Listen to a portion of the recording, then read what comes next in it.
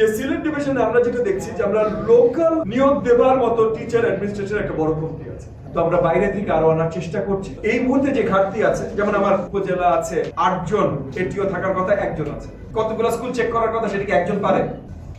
সিলেট ডিভিশনে আমরা এরকম আমাদের কিছু শিক্ষক এবং অফিসের সংকট অনেক জায়গায় আছে, তবে একটা পুরো ডিভিশন ওয়াইড সবচেয়ে বেশি ঘনীভূত সংকট মনে হয় সিলেট ডিভিশন।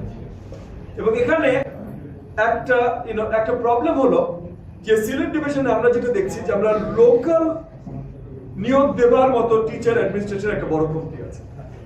লোকাল নিয়োগ দেবার আমরা আগামী দিনগুলোতে এখান থেকে উত্তীর্ণ হতে চাই, কিন্তু এটাতে ইমিডিয়েট সলিউশন দরকার।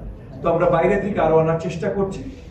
এবং এই মুহূর্তে যে ঘাটতি আছে, যেমন আমার এমনও আপনার উপজেলা আছে যেখানে আর কি আমার 8 জন এটিও থাকার কথা 1 জন আছে।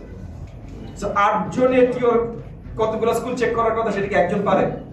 এটা সম্ভব না। সেরকম অনেক কিছু আছে, এগুলো আমরা ইমিডিয়েটলি চেষ্টা করছি নিড বেসিসে যত বেশি পূরণ করা যেতে পারে।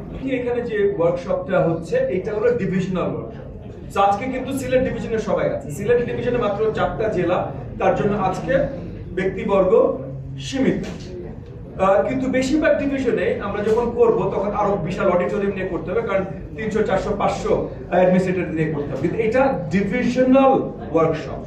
বাকি আমি রেগুলারলি বিভিন্ন জেলায় যাচ্ছি, কালকেও যেমন আমি সুনামগঞ্জ যাচ্ছি, তো এটা আমি রেগুলারলি যাচ্ছি, সেটা ভিন্ন। বাট আজকে যে ওয়ার্কশপটা এটা ডিভিশনাল ওয়ার্কশপ, মানে এটা ডিডি থেকে শুরু করে ডিপিও, টিও, এটিও সবাইকে নিয়ে, ইউপিটিসির আপনার ইনস্ট্রাক্টর, পিটিআই এর সুপার, এদের সকলকে নিয়ে। এটা বড় আঙ্গিক।